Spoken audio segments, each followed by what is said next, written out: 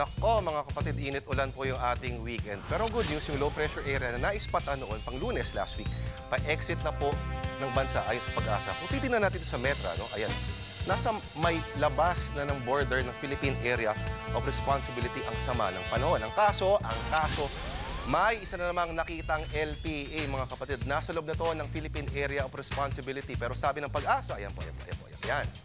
Medyo maliit naman ang chance na itong lumakas o maging bagyo. Dito sa Luzon, meron namang cold front ay pagsasalubong ng malamig at masamang hangin. Kaya asahan pa rin ang panakanakang pag-ulan, mga kapatid.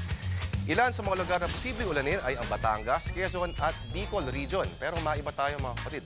Usap-usapan ngayon ang banta ng baliw na bansang North Korea ang pagpapalipad ng long-range rocket.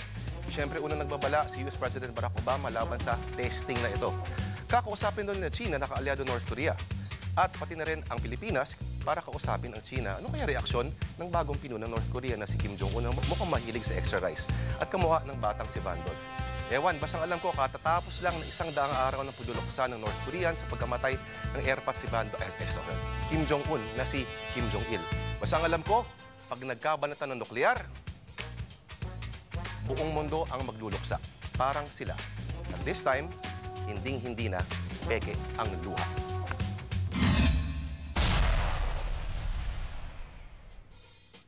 At yan ang ulat pa noon sa ngayon. Ako po, si Lourdes Vera.